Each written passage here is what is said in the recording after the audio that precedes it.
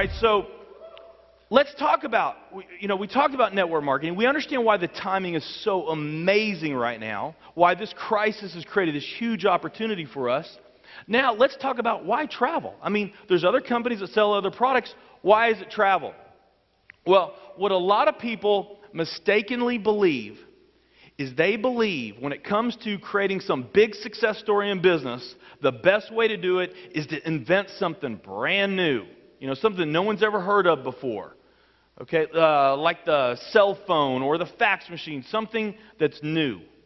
And although there are definitely those examples of companies that invented something new and became hugely successful, it's very rare, okay? There's a book called Blueprint to a Billion that really talks about this, and what the author did is he studied companies that went public, and then once they went public, which companies grew to over $1 billion a year in annual sales, okay? And during that 3-year period, less than 5% did that.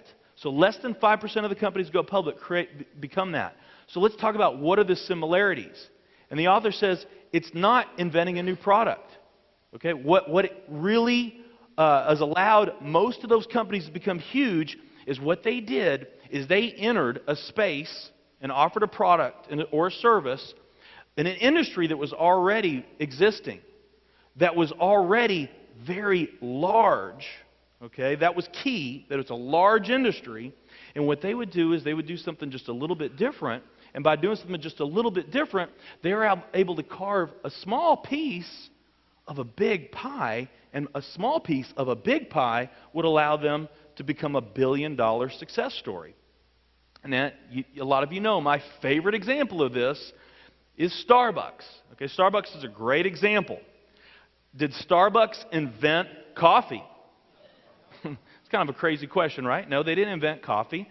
Coffee's been around for quite a while. And you can buy coffee just about everywhere, right?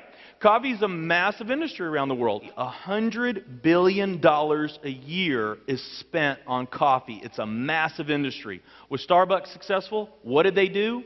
They did something just a little bit different. And by doing something just a little bit different, they carved out 8% of that pie. Pretty significant piece. Starbucks today does over $8 billion a year in sales. Now let's compare the coffee industry. Again, a key to this, remember, is that you have a large industry, coffee, large industry, $100 billion. Then you've got travel, $8 trillion. $8 trillion. Travel is 80 times the size of the coffee industry. Okay, much, much different. Now, something that is really key to this on why travel is understanding something that you hear us talk a lot about, and a lot of you could probably recite some of this information in your sleep, and that is the baby boomers. Understanding the baby boomers. Yes, that was that group of babies where we had a huge surge in births earlier in the century, from 1946 to 1964. 46 marked the time where a lot of people had come back. They had been away for years, come back from war. They hadn't seen their loved ones in a while. They celebrated. They had a bunch of babies. Okay, huge surge of births. That had continued till 1964. What marked the end of that? The invention of the birth control pill. Okay, so we all know that, right? That huge surge of births. Okay, created a big group of consumers. Well, Harry S. Dent, who's probably the most respected economic forecasters out there, what Dent talks about is he said, in order to really understand this baby boom generation, you got to understand more than those that were born between that time period. You also have to understand immigration, because it also depends on how people immigrate. And in 1990, there was a huge surge of immigration into this country. The average immigrant immigrates at age 30. We look at spending patterns of Americans, the peak spending, us as consumers, we spend the very most at age 46. Okay, so we graduate from high school, or we get our car, we go to college, we do our things, we're spending more, we get a house, we get another house, Okay, then our kids grow up, and then we put them through college. And so we spend up until about age 46. And then after 46, that's when we start to spend less. We go on the decline as far as spending. Okay, well, if you look at this big group of consumers from 46 to 64, okay, this group of babies, okay, and then you couple that with the immigrants that immigrated in 1990, this massive surge of immigration, average age of 30, you graph all of that, and you look at this group of consumers. This group of consumers is 4 times greater than any prior generation. There's never been a bigger group of consumers to market products to. They're less than 25% of the population, but they do over 50% of all the spending. Well, the peak of the peak of the peak of this group of consumers, when you look at the peak spending of 46 of that group, the peak of the peak of the peak is right now. Right now. Okay? Before you applaud, let me give you some more information. Because what does that mean if it's the peak? What happens after the peak? Decline. Okay, that's why Dent calls this the end of consumerism. This marks the end of consumerism. Let me tell you, for most businesses, this is bad news. Now, Dent does go on to explain how there's a couple industries that are products and services where consumers actually, after age 46, spend more money on, not less. They actually spend more.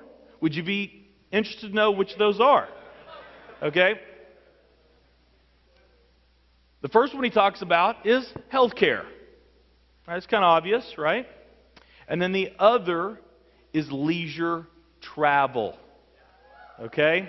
So, for both of those industries, healthcare and leisure travel, after age 46, okay, you're going into your peak spending years.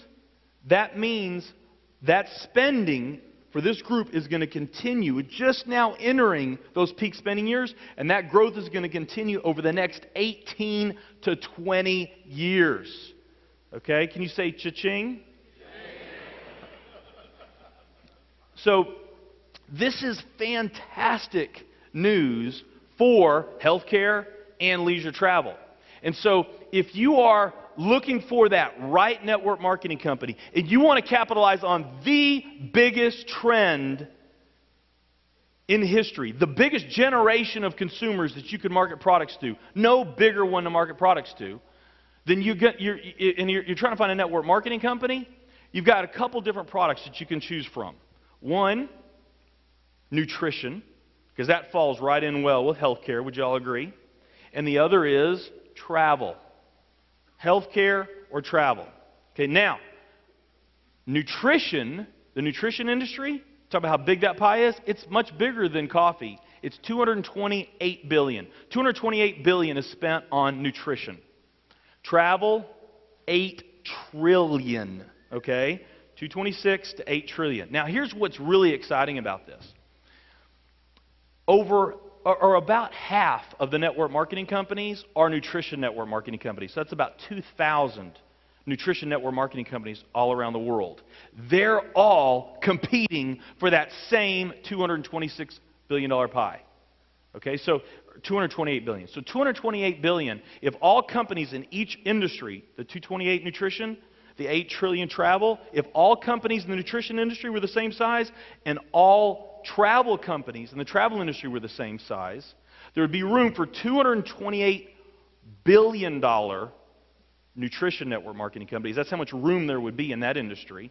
In travel, there's room for 8,000 billion-dollar companies. That's how much room there is in that pie, okay? Well, we already know in this nutrition pie, there's 2,000 companies all fighting for that pie. Travel, there's only a few other travel network marketing companies that we even know of. And here's the best news. Not in the future, but right now. World Ventures is the world leader in travel network marketing right now.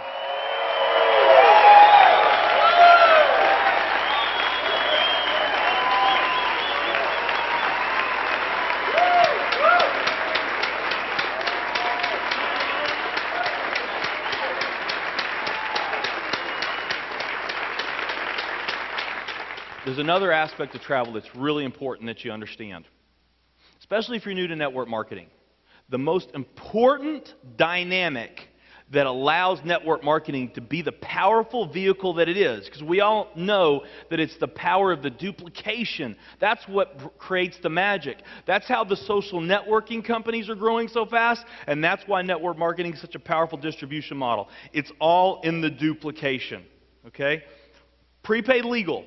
They do about $500 million a year in sales. They're publicly traded, New York Stock Exchange listed network marketing company. They've been around for over 30 years. Well, recently they did a study that was very, very revealing. And what they did is they said, okay, of the sales that we do today, who's making those sales?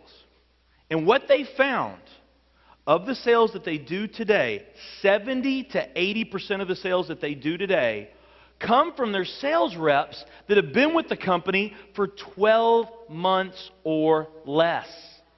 And they have sales reps that have been with the company for over 30 years. But 70 to 80% of the sales that they're doing are from the sales reps that have been with the company for 12 months or less. We have a saying in this business, and that is, new blood is the lifeblood. Okay? This business is all about the new people going out there and introducing new people and making new sales. That's what it's about. And the more complex and the more complicated your story is, or the more difficult your product is to explain, okay, when you have to have more technical knowledge or know the science or the formulas behind different products, the harder it is for you to explain, the slower it's going to duplicate. I mean, that's a pretty simple concept, right? The easier it is to talk about, the faster it will duplicate.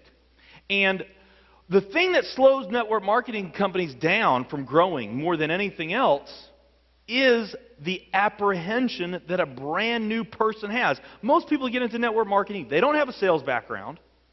They don't have sales skills. They just are looking to create an additional source of income. So it's really a referring business more than it is a selling business. So when you're going out there and referring, okay, and you're talking to friends and family about getting involved in a business, for a lot of new people, that's an uncomfortable thing to do. They've never done that before. Well, travel doesn't eliminate that, but it does bring down the walls big time. So that person that in another company with a different product might have not ever been able to get up the nerve to go talk to that neighbor about that product, the fact that it's travel, it's a lot easier for them to go do that. And when they do go talk to that neighbor, simply because it's travel, that neighbor is much more receptive to it and much more interested. And what does this do? This only builds more confidence in that new person, and it really facilitates the duplication, so your odds of success are much greater as well in a travel company.